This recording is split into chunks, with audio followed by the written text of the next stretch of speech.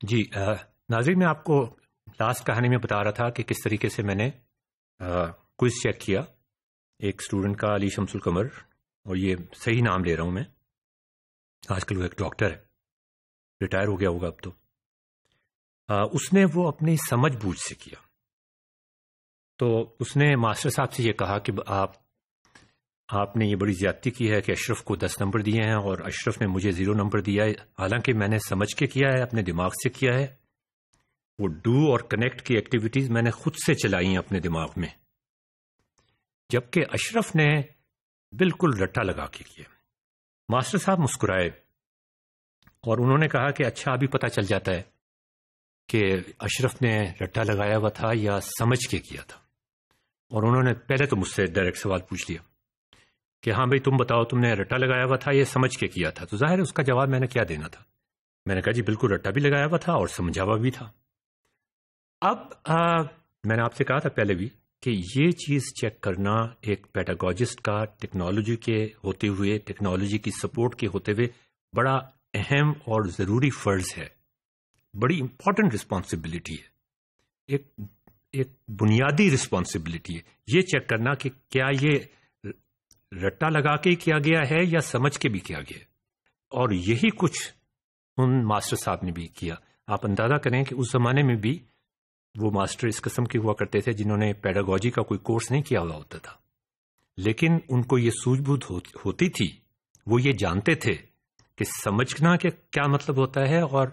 یاد کرنے کا کیا مطلب ہوتا ہے۔ تو انہوں نے کہا کہ اشرف ابھی پتہ چل جاتا ہے کہ تم نے سمجھ کے کیا تھا یا نہیں، تم ایسا کرو، 7 والے کمرے میں خالی کمرہ پڑا ہوا ہے، وہاں جا کے اس کے ساتھ بیٹھ جاؤ اور لائن بائی لائن اس کا کوئز چیک کرو اور اس کو بتاؤ کہ اس نے کہاں پہ غلطی کی۔ اچھا، اب یہ پہلی دفعہ میں کر رہا تھا کہ میں یہ صرف غلطی پکڑنا نہیں، یہ پکڑنا نہیں ہے کہ اس کا فائنل رزلٹ غلط ہے، وہ تو تم نے پکڑ لیا، وہ تو ٹھیک ہے۔ سوال یہ ہے کہ اس نے غلطی کہاں پہ کی ہے، اس لیے کہ پہلی لائن بھی اس کی صحیح لگتی ہے، دوسری لائن بھی اس کی صحیح لگتی ہے، تیسری لائن بھی صحیح لگتی ہے۔ اب تم نے یہ چیک کرنا ہے کہ کہاں پہ اس نے ایک ایسی سٹل مسٹیک کی ہے، ایسی انٹیلیجنٹ مسٹیک کی ہے کہ جس کی وجہ سے وہ پروو کرتے کرتے یہ تھیورم کو ڈسپروو کر دیا۔ تو جب میں اس کے ساتھ جا کے بیٹھا اور میں نے یہ کرنے کی کوشش کی تو مجھے ایک بالکل مختلف فیلنگ ہوئی، اور وہ فیلنگ ناظرین میں آپ کے ساتھ شیئر کرنا چاہتا ہوں۔ اور وہ فیلنگ ہم آج کل کی پیڈاگوجی میں اور آج کل کی ٹیکنالوجی کے ذریعے سے کس طریقے سے ہم امپلیمنٹ کر سکتے ہیں ٹیکنالوجی کو استعمال کرتے ہوئے، وہ فیلنگ کو ریکریٹ کرنے کے لیے جو مجھے اس وقت ہوئی۔ وہ فیلنگ یہ تھی کہ جب میں کتاب پڑھتا ہوں جیومیٹری کے تھیورمز کی، تو مجھے پتا ہے اس کتاب میں سب کچھ صحیح لکھا ہوا ہے، میں پہلی لائن کو بھی سوچوں یا سمجھوں یہ ایک الگ بات ہے، اس کو میں یاد کرنے کی کوشش کروں گا، نہ چاہتے ہوئے بھی یاد کرنے کی کوشش کروں گا، نہ جانتے ہوئے بھی یاد کرنے کی کوشش کروں گا، اور شاید سمجھنے کی بھی کوشش کروں۔ لیکن سمجھنے میں آپ کو یاد ہے کہ ایبزارب کے ساتھ ڈو اینڈ کنیکٹ کی ایکٹیویٹیز بھی آتی ہیں، وہ میرے دماغ میں ہو رہی ہیں کہ نہیں ہو رہی مجھے نہیں معلوم۔ اب جب کتاب میرے سامنے نہیں تھی، اس کا کوئز میرے سامنے تھا، تو اب میرا دماغ چل رہا تھا، وہ ایبزارب بھی کر رہا تھا ہر لائن کے بارے میں، وہ ڈو بھی کر رہا تھا کہ اس کا کیا مطلب ہے، اس ایکشن کا کیا مطلب ہے، وہ کنیکٹ بھی کر رہا تھا کہ اس کی ریپرکشن کیا ہوتی ہے۔